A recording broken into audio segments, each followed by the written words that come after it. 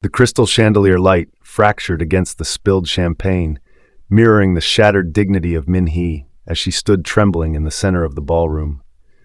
Her ex-husband, Sang-hoon, stood over her with a predatory sneer, his expensive Italian loafers inches away from her ruined silk hem.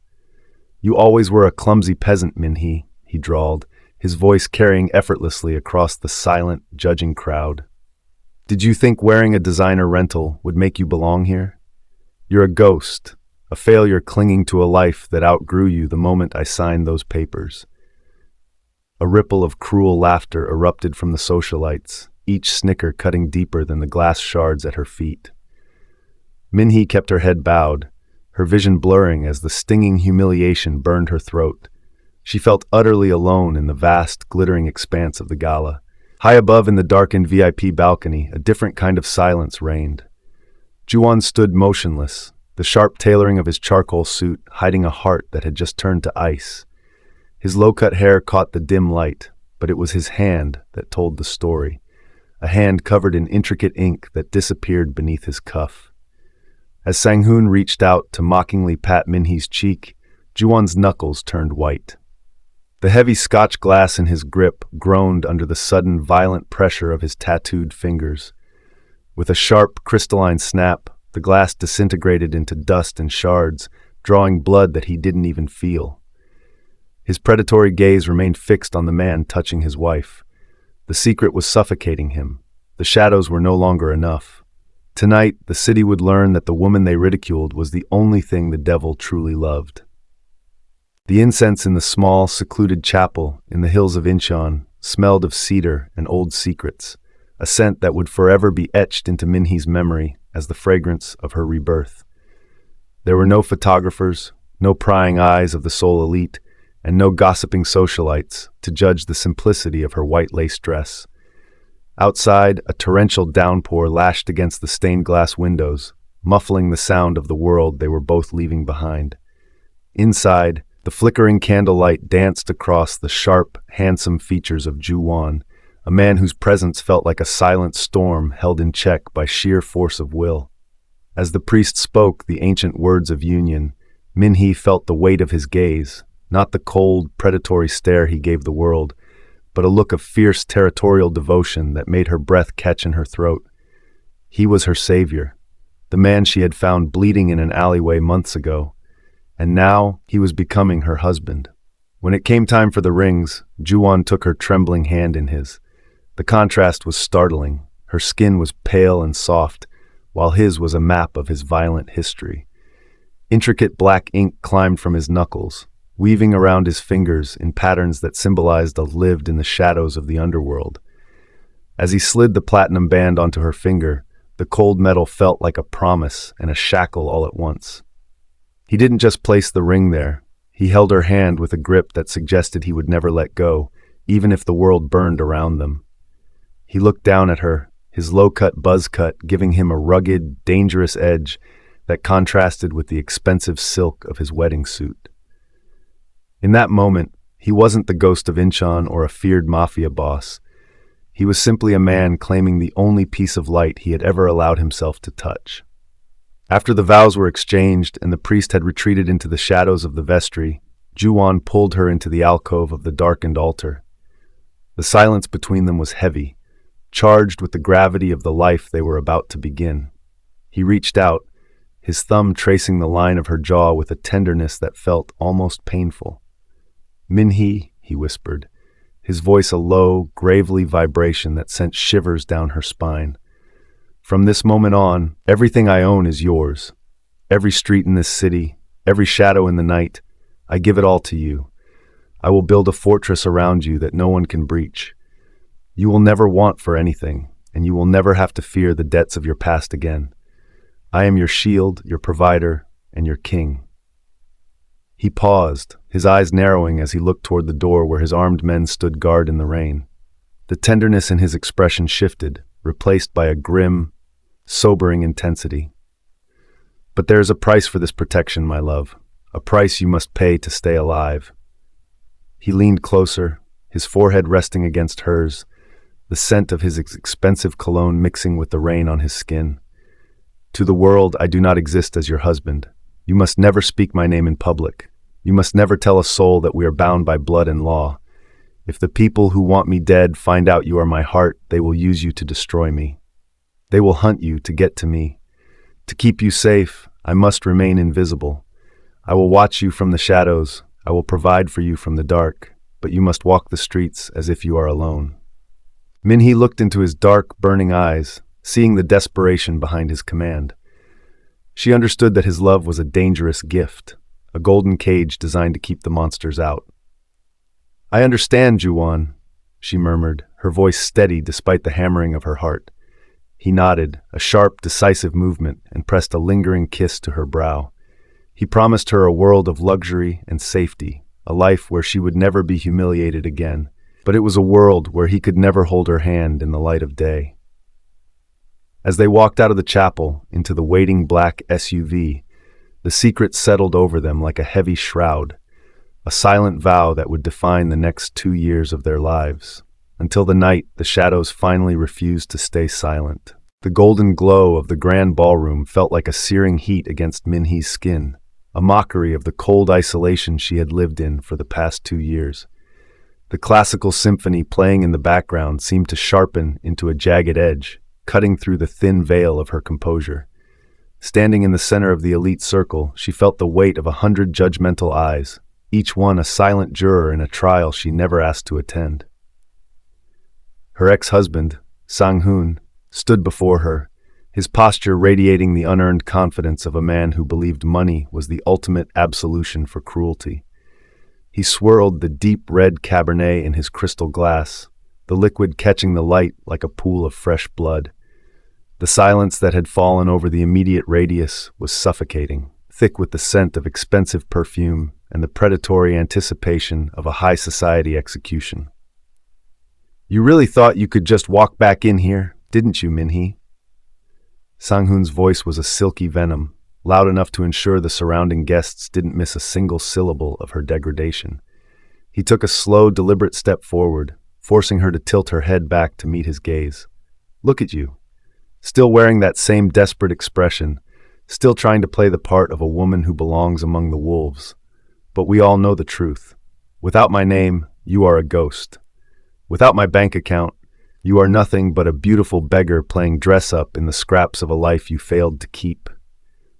He paused, letting the insult settle into the air like soot. Min-hee gripped the clutch in her hand until her knuckles went white, her breath hitching in her throat as she fought to maintain a shred of the dignity Joo-won had spent years trying to instill in her. She wanted to scream that she was more than Sang-hoon's leavings, that she was cherished by a man who could crush this entire room with a single phone call, but the vow of silence, the promise of the invisible husband, sealed her lips. A soft, mocking giggle erupted from the woman at Sang-hoon's side, a young socialite draped in diamonds that sparkled with a blinding, offensive brilliance. It was the signal the crowd needed. The tittering began, a low-frequency hum of ridicule that made the room spin. Sang-hoon's eyes gleamed with a sadistic delight as he saw the first tear track its way down Min-hee's cheek. "You're crying? How pathetic. Here, let me help you wash away those tears." With a flick of his wrist, he tilted his glass. The wine didn't just splash, it cascaded in a dark, staining torrent over her head, soaking through her hair and drenching the pale silk of her gown. The cold liquid felt like a physical blow. The deep crimson dye bled into the fabric, spreading across her chest like a mortal wound. The ballroom erupted into full, unrestrained laughter, a sound so sharp and rhythmic it felt like a firing squad. Min-hee stood paralyzed, the wine dripping from her chin and staining the white marble floor at her feet. She looked up, her gaze instinctively darting toward the dark VIP balcony, searching for the shadow she knew was always there. For a split second, she caught the silhouette of a man leaning against the railing, a dark, immovable figure whose stillness was more terrifying than any scream. She saw the flash of ink on a hand that had just shattered a glass, and for a heartbeat, her terror shifted from her ex-husband to the storm she knew was about to break. But she couldn't stay. She couldn't endure the mocking stares of the women who used to call her a friend, or the pitying glances of the men who had once toasted her beauty. Turning on her heel, Min-hee pushed through the crowd, the wet silk of her dress clinging to her legs like a shroud. She ignored the sneers and the whispered comments about her unfortunate accident as she sprinted toward the grand mahogany doors. She burst through the exit, the heavy air of the gala replaced instantly by the biting, rhythmic onslaught of a midnight thunderstorm. The rain in Seoul was unforgiving, a cold drenching that washed the wine from her skin but couldn't touch the stain on her soul. She ran down the wide stone steps, her heels clicking frantically against the pavement, until she reached the sidewalk where the city's neon lights blurred into streaks of blue and pink in the downpour. She was gasping for air, her lungs burning, feeling smaller and more vulnerable than she ever had during her years in the shadows. She stood there, shivering and broken, unaware that behind her, the glass doors of the gala were about to be thrown open by a man who was done being invisible. The freezing rain of Seoul felt like 1,000 needles against Min-hee's skin, but the cold within her chest was far more piercing. She stumbled across the slick asphalt of the nearly deserted parking lot, her breath coming in ragged, visible plumes of silver mist. The weight of her waterlogged silk dress pulled at her shoulders like the memory of her failed life, dragging her down toward the oil-streaked pavement. She had almost reached the edge of the lot, where the city's indifferent neon lights flickered against the damp brick of a nearby warehouse, when the harsh, aggressive glare of high-beam headlights cut through the gloom. A silver luxury sedan roared into the space, tires screeching as it drifted to a halt, cutting off her path to the main road. The door flew open, and Sang-hoon stepped out, his face twisted into a mask of drunken, arrogant exhilaration.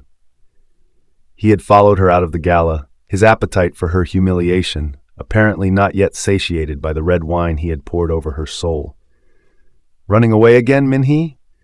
You always were a coward," Sang-hoon spat, his voice echoing off the concrete walls of the surrounding buildings. He began to walk toward her, his expensive leather shoes splashing through the deep puddles, unconcerned with the rain ruining his tailored suit. He looked at her drenched, shivering form and laughed, a sharp, grating sound that made her stomach churn. "You look like a drowned rat. Is this the life you wanted? To be a nobody in a wet dress, begging for scraps of attention from people who don't even remember your name? I gave you everything, and you threw it away for what? For your pride? Look at where your pride has gotten you tonight." He reached out, his hand closing tightly around her upper arm, his fingers digging into her skin with a strength born of pure spite. "You're coming back inside. You're going to apologize to my fiancé, and you're going to tell everyone exactly how much of a failure you've become without me."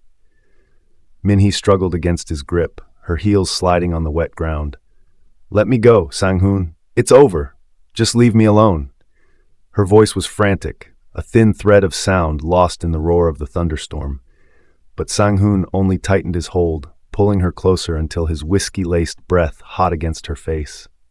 He was so consumed by his own petty dominance that he didn't notice the sudden, heavy silence that had fallen over the street.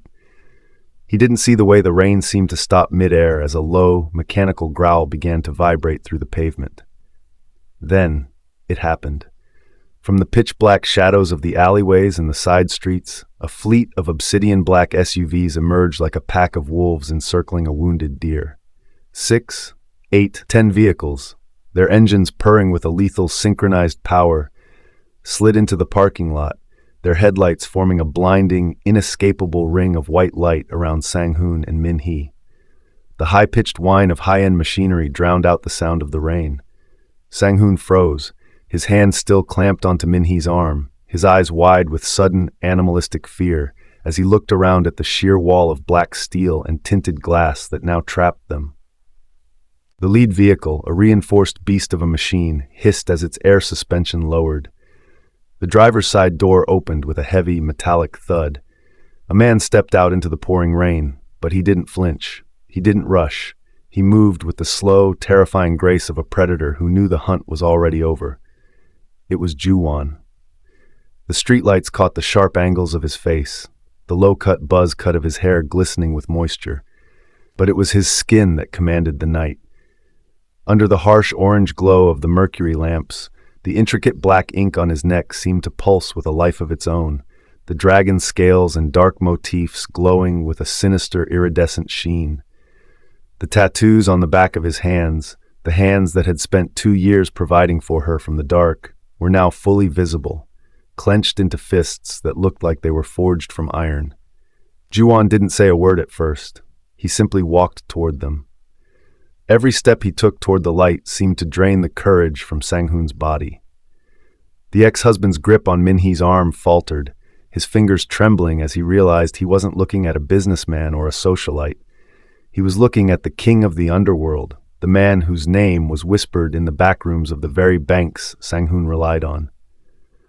Joo-won stopped just 5 feet away, the rain cascading off his broad shoulders, his dark, burning eyes locked onto Sang-hoon's hand. The silence was absolute, broken only by the rhythmic ticking of the idling engines. "I'm going to count to 3. If your hand is still touching her on 3, I will ensure you never use that arm to touch anything ever again." The secret was dead. The shadow had stepped into the light, and the world was about to burn. The silence that followed Joo-won's ultimatum was heavier than the torrential rain, a suffocating pressure that seemed to squeeze the very air out of Sang-hoon's lungs. The arrogant heir, who moments ago had been the king of his own petty universe, now looked like a ghost. His fingers, still clamped around Min-hee's trembling arm, twitched with a spasmodic, involuntary terror. He looked at the ring of black SUVs, at the silent, stone-faced men standing like statues in the downpour, and finally back to the man with the tattooed neck who stood before him. Joo-won didn't move. He didn't reach for a weapon. He didn't need to. The sheer gravity of his presence was enough to pull the world into his orbit. "One," Joo-won whispered, the sound cutting through the roar of the storm like a razor through silk. Sang-hoon's grip loosened, his hand falling away as if Min-hee's skin had suddenly turned into white-hot iron. He stumbled back, his heels catching on the uneven asphalt, his breath coming in shallow, panicked gasps. Who the hell do you think you are?" Sang-hoon stammered, his voice cracking, a desperate attempt to reclaim some shred of his shattered ego. "Do you have any idea who my father is? Do you know the legal power I can bring down on your head for this kind of intimidation?" Joo-won didn't blink. He took a slow, deliberate step forward, his boots splashing through the dark puddles with a rhythmic, predatory grace. He stopped inches from Sang-hoon, his height and breadth casting a literal shadow over the smaller man. "I know exactly who your father is," Joo-won replied, his voice low and terrifyingly calm. "I know he spent the last decade building an empire on credit and hollow promises, and I know that the Haniel Credit Union holds the deeds to every single one of his properties." He leaned in closer, the streetlight catching the sharp fade of his low-cut hair and the dark, intricate ink that wound around his throat. "I am the majority shareholder of that union, Sang-hoon. I am the man who decides if your family wakes up tomorrow in a mansion or a gutter." The color drained from Sang-hoon's face, leaving him a sickly, translucent gray. Behind him, the doors of the silver sedan opened again, and the socialites who had participated in Min-hee's humiliation earlier stepped out, lured by the commotion. They stood huddled together, their expensive silks clinging to them in the rain, their faces frozen in expressions of growing horror as they realized the nobody they had mocked was being protected by a man who radiated pure, unadulterated power. Joo-won's gaze shifted to them, a cold, sweeping look that made several of them visibly flinch. "You all found her tears amusing tonight," he said, the words dripping with a quiet, lethal venom. "You thought her silence was a sign of weakness. You thought she had no one." He turned back to Sang-hoon, his eyes burning with a possessive fire that made Min-hee's heart hammer against her ribs. "Kneel," Joo-won commanded. It wasn't a request, it was a decree. Sang-hoon shook his head, a pathetic, trembling gesture of defiance. I won't." Before he could finish, 2 of Joo-won's men stepped out of the shadows, their movements blurred and professional. Within seconds, Sang-hoon was forced down, his knees hitting the wet pavement with a sickening thud. He looked up at Joo-won, tears of humiliation finally matching the ones he had forced from Min-hee. Joo-won ignored the man at his feet and turned toward Min-hee. His entire demeanor shifted in a heartbeat. The predator disappeared, replaced by a guardian whose tenderness was almost painful to behold. He reached into the car and pulled out a heavy, charcoal gray wool coat that smelled of cedar and wood smoke. With a gentle, reverent motion, he wrapped the coat around Min-hee's shivering shoulders, the warmth of the fabric a shocking contrast to the icy rain. He tucked a stray, wet lock of hair behind her ear, his thumb lingering against her cheek. "I'm sorry I made you wait in the dark for so long," he murmured, his voice only for her. Then he turned back to the elite bullies watching from the periphery. He pulled Min-hee close to his side, his tattooed hand resting firmly on her waist, pulling her into the shelter of his body. "Look at her," he told the crowd, his voice rising to a sharp, authoritative tone that brooked no argument. "Look at the woman you tried to break tonight. She is not a ghost. She is not a failure. She is Min-hee, the only woman I have ever knelt for. She is my wife. And from this second forward, any word spoken against her is a declaration of war against me." He led her toward the open door of the lead SUV, leaving the high society elite shivering in the rain, their world collapsed by the man they never saw coming. The elevator ride to the top floor of the obsidian glass tower was a silent ascent into a world Min-hee had only glimpsed in her fevered dreams. Outside the floor-to-ceiling windows, the skyline of Seoul was a blurred mosaic of neon and rain, but inside the penthouse, the air was still, heavy with the scent of expensive leather and chilled ozone. Joo-won didn't release her hand as the doors slid open with a pneumatic hiss. He led her into the vast, minimalist expanse of his private fortress, a sanctuary of cold marble and dark velvet that felt more like a gilded cage than a home. The heavy wool coat he had draped over her shoulders at the gala was still warm, a constant reminder of the protective shield he had finally thrown over her life. As they walked through the foyer, Min-hee saw a dozen silent men stationed at every entrance, their hands folded in front of them, their eyes never meeting hers. They didn't look at her as a guest. They looked at her as a high-value asset, a precious jewel that their lives depended on protecting. For the first time in 2 years, the invisible husband was fully visible, but the sight was terrifying. As Joo-won moved through the apartment, barked orders to his lieutenants in a low, guttural tone she had never heard before, she saw the monster everyone else feared. He wasn't the man who had whispered poetry to her in the Incheon chapel. He was a commander of shadows.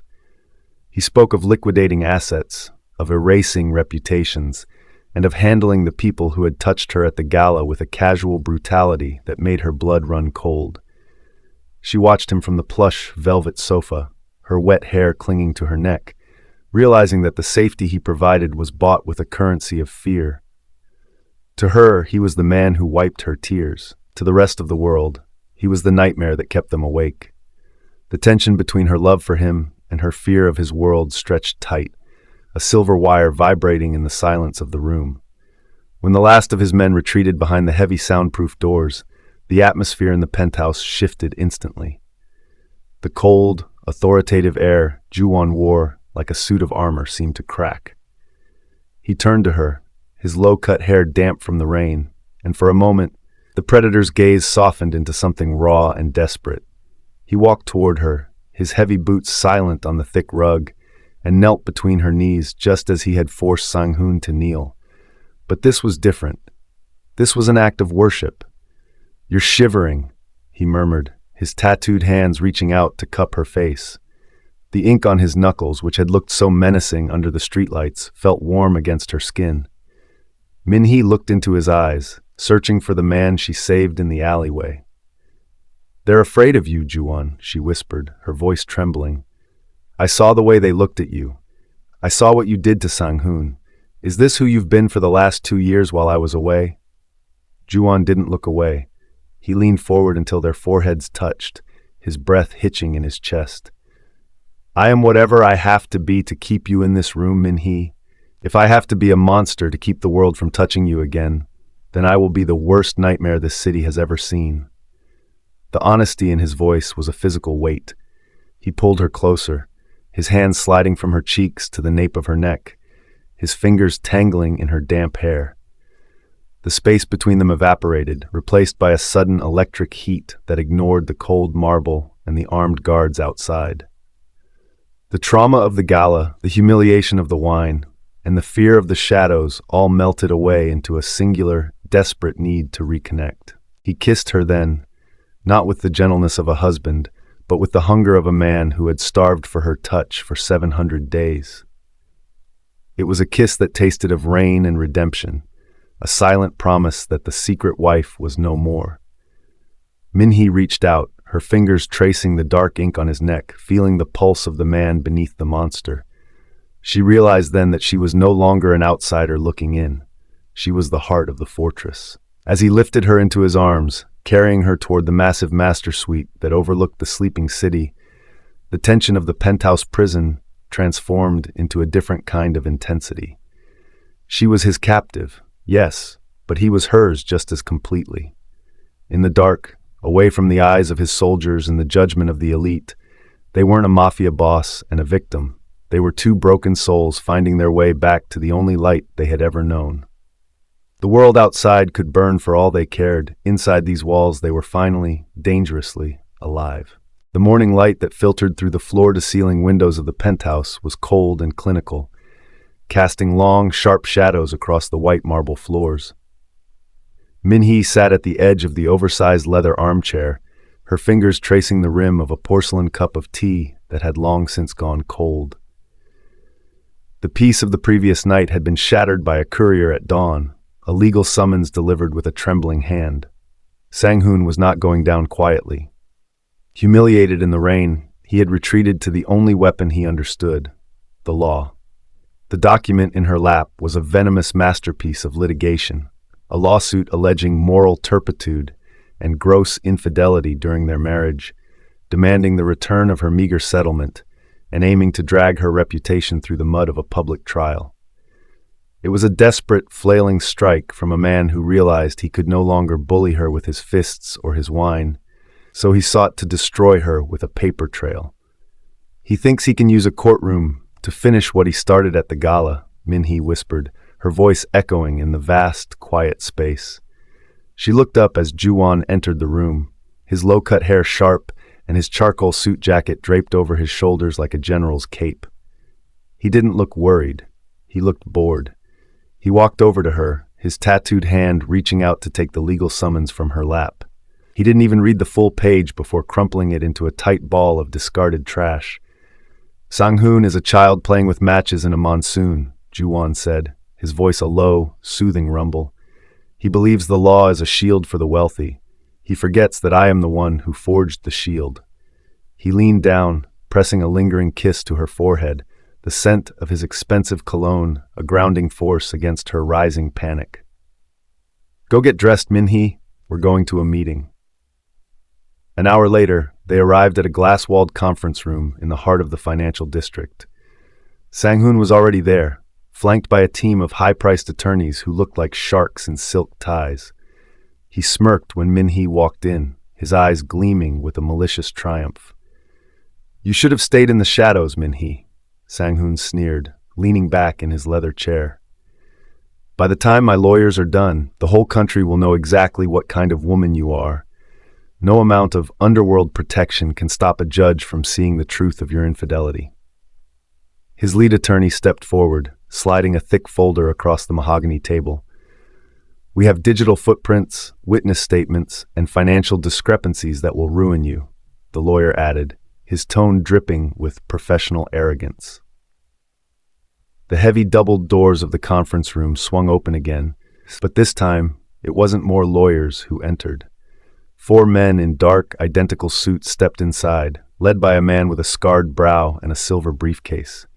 These weren't just attorneys, they were Joo-won's personal fixers, men who operated in the gray space where the law met the dirt. Joo-won didn't sit down. He stood behind Min-hee, his hand resting firmly on her shoulder, his thumb stroking the base of her neck where his own tattoos began. The man with the briefcase opened it, revealing not a defense against Sang-hoon's claims, but a mountain of evidence that made the room's temperature drop 10 degrees. "Mr. Sang-hoon," the fixer began, his voice devoid of emotion. "While you were busy tracking my client's wife, we were busy tracking your offshore accounts in the Cayman Islands.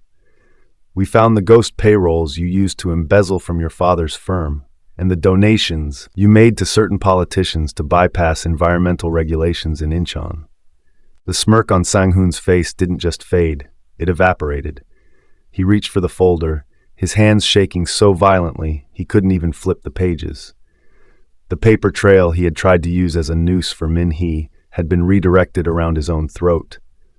"This is illegal. You can't use this," Sang-hoon stammered, looking toward his lawyers for help, but they were already closing their briefcases, their professional loyalty vanishing at the sight of a sinking ship. Joo-won leaned forward, resting his Min-hee watched as the man who had once been her tormentor crumbled into a heap of terrified sweat. She felt a strange sense of detachment, a realization that the power Sang-hoon had held over her was an illusion propped up by lies. She looked up at Joo-won, seeing the lethal efficiency of the man who ruled the shadows.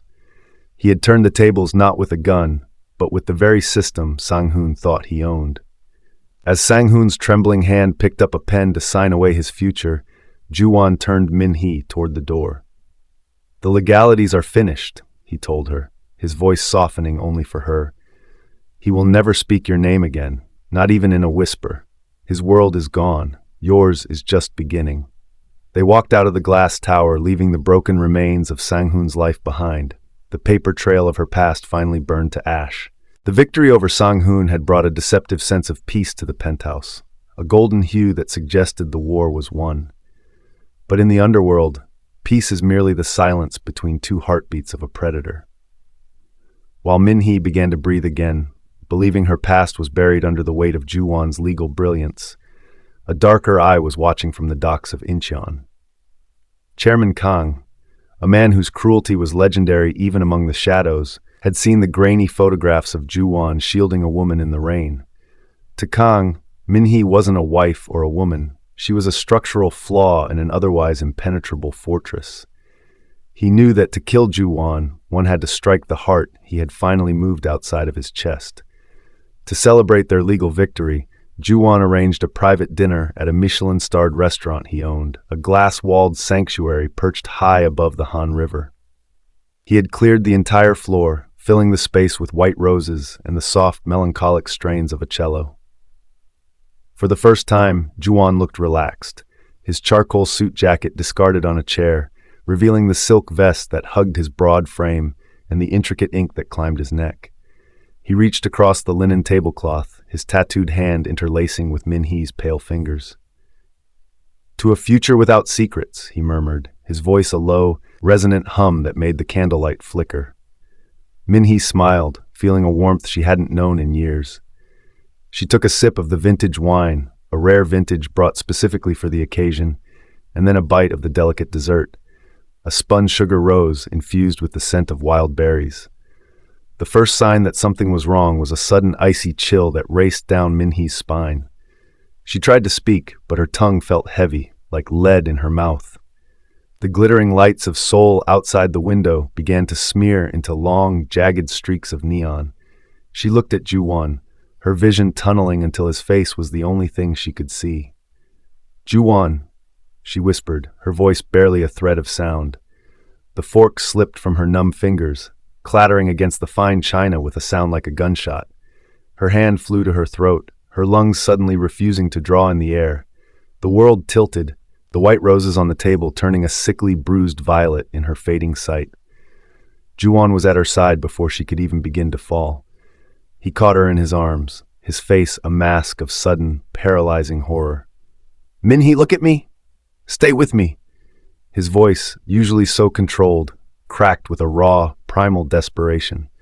He pressed his fingers to her pulse, feeling the frantic, fluttering rhythm of her heart as it struggled against the neurotoxin surging through her veins. He looked at the half-eaten dessert, then at the head waiter who stood trembling by the kitchen door. In a heartbeat, the gentleman was gone. The man who had whispered poetry in a chapel vanished, replaced by the monster the world feared. "Lock the doors," Joo-won roared, his voice shaking the crystal chandeliers. His men moved with lethal precision, drawing weapons and blocking every exit. He cradled Min-hee against his chest, her head lolling against his tattooed shoulder, her skin turning a terrifying, translucent blue. He realized then that the poisoned rose was a message, a declaration of war from someone who knew exactly where to strike.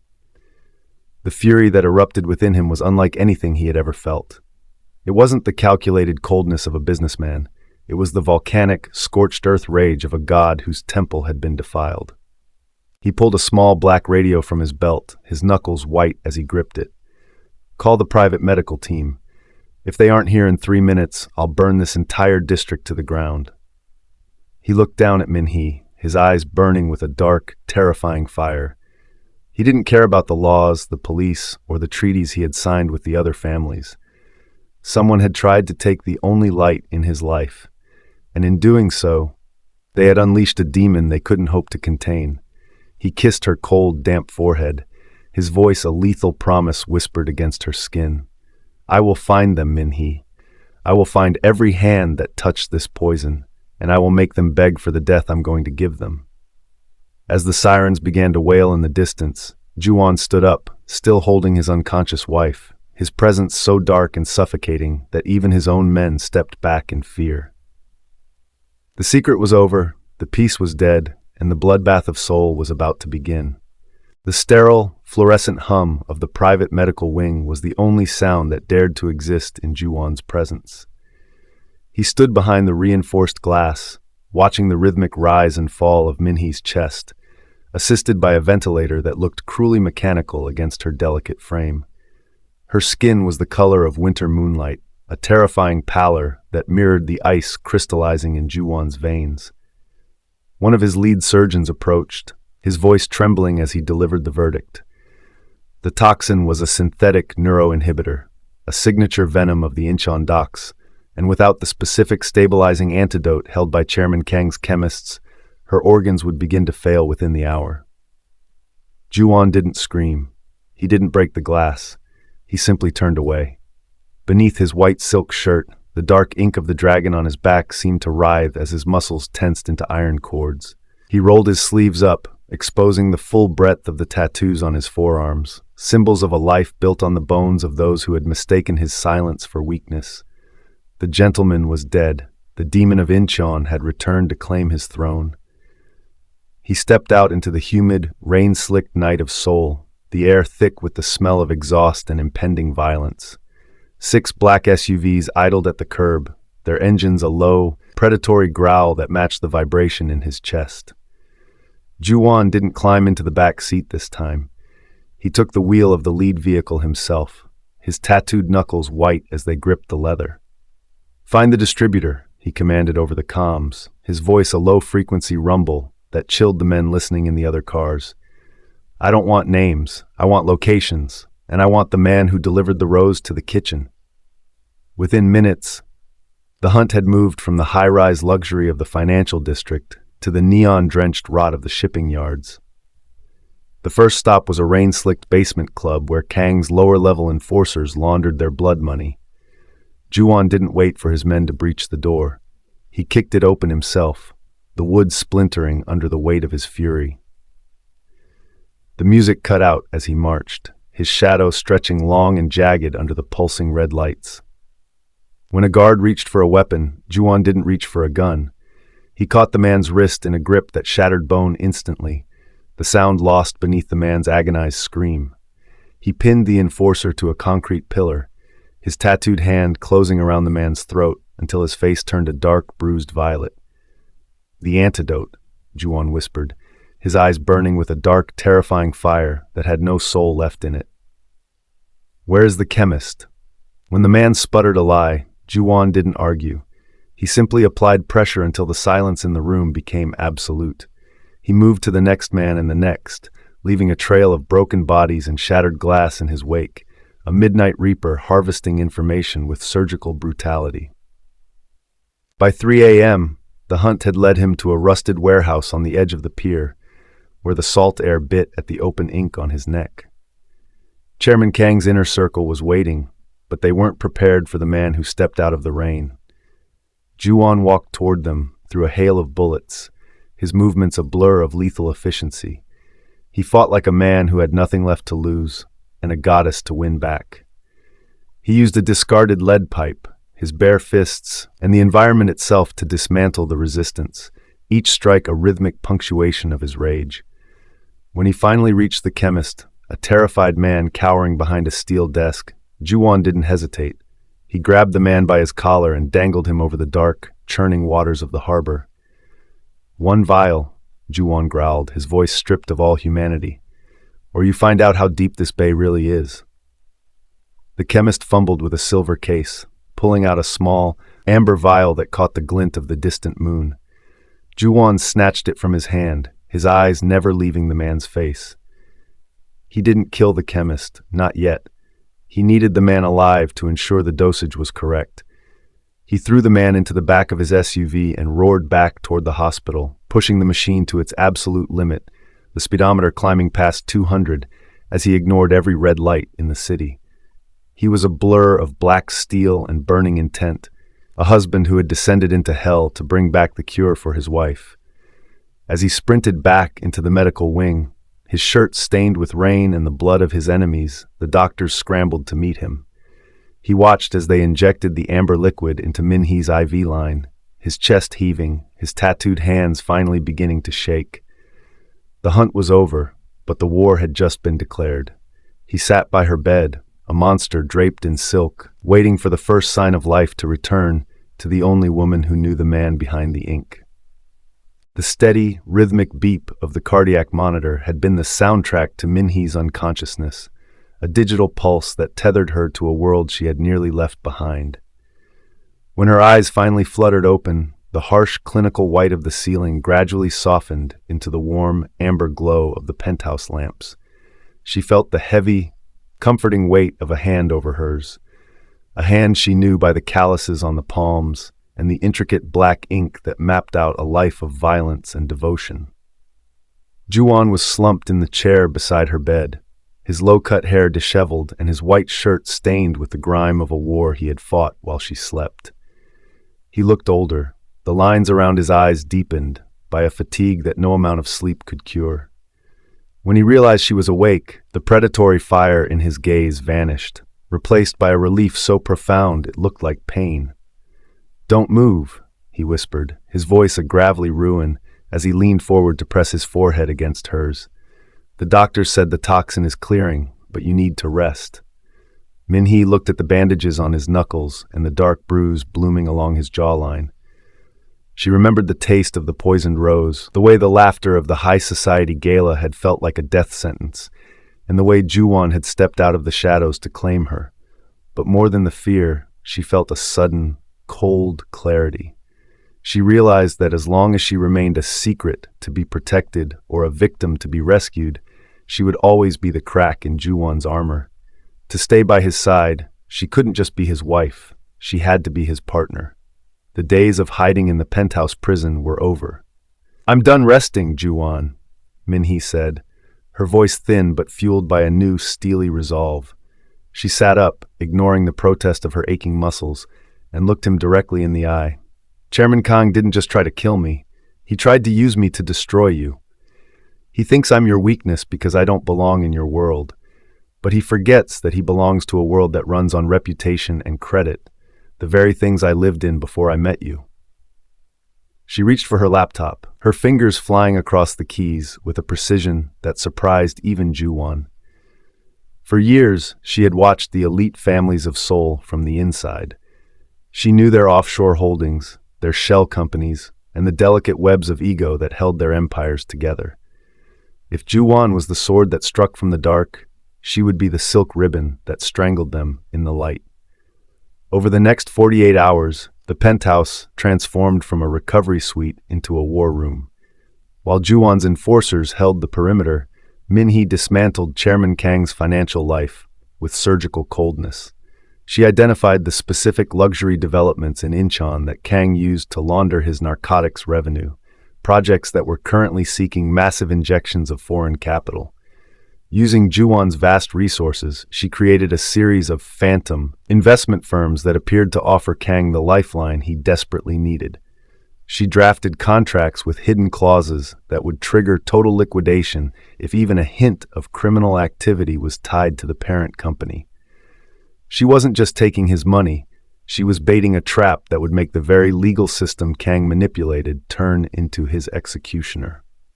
"He thinks he's playing a game of blood," Min-hee murmured, showing Joo-won the digital trail of $100 million transfer she had just rerouted into a frozen escrow account. But I'm playing a game of perception. By tomorrow morning, every bank in the country will receive an anonymous tip about his insolvency. His legitimate partners will pull out, his creditors will freeze his assets, and his own board of directors will throw him to the wolves to save their own skins. Joo-won watched her, a slow, dangerous smile spreading across his face. He saw the transformation in her, the way her shoulders squared and the way the fear in her eyes had been replaced by a calculating brilliance. She was no longer the woman walking away in the rain. She was the Queen's Gambit, the move that changed the entire board.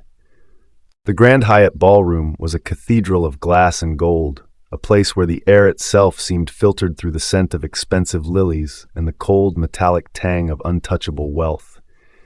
This was the same stage where, only weeks ago, the floor had been stained with red wine and the echoes of cruel laughter.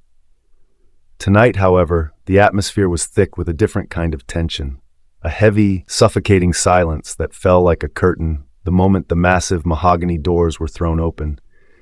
There was no orchestral crescendo, no upbeat greeting from the herald.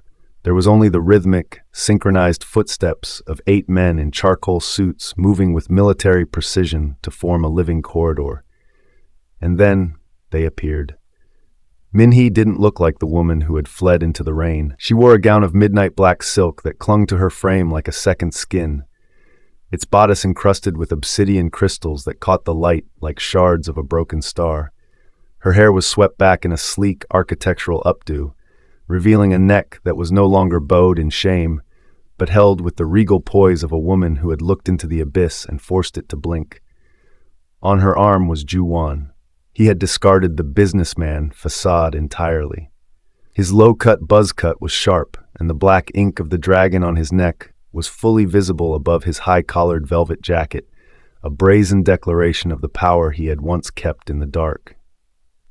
As they stepped onto the marble floor, the socialites who had once mocked her scrambled backward, their faces pale, their wine glasses trembling in hands that suddenly lacked the courage to even whisper. They walked through the center of the room, a king and his queen reclaiming a territory that had been cleared of its pests. Sang-hoon was there, standing in a far corner, his once expensive suit looking frayed, his eyes bloodshot and hollow. He was no longer a tech heir. He was a man whose credit had been incinerated, whose reputation was a charred ruin. When Min-hee's gaze passed over him, she didn't feel anger or even the heat of revenge. She felt a cold, distant pity. He looked at her, then at the tattooed hand Joo-won had resting protectively over hers, and he lowered his head, unable to maintain the eye contact of a man who still mattered. One by one, the elite families, the ones who had cheered as wine was poured over her head, bent their knees in a shallow, terrified bow. It wasn't respect, but it was something far more permanent in their world. It was survival. Joo-won led her to the center of the floor, the space clearing around them as if they were surrounded by an invisible, lethal field of energy. He didn't look at the crowd. His eyes remained fixed on Min-hee, glowing with a fierce, terrifying pride. He reached up, his thumb tracing the line of her jaw, his touch a grounding wire in the center of the storm. The cello music began to play, a deep, melancholic melody that seemed to vibrate in the very floorboards. As they began to move in a slow, commanding waltz, the world around them ceased to exist. The trauma of the alleyway, the secret marriage in the rain, the poison in the rose, it was all the fuel that had brought them to this moment of absolute dominance. As he spun her toward the balcony where he had once watched her from the shadows, Joo-won leaned in, his lips brushing against her ear. His voice was a low, gravelly vibration, a private vow intended only for the woman who had mastered his darkness.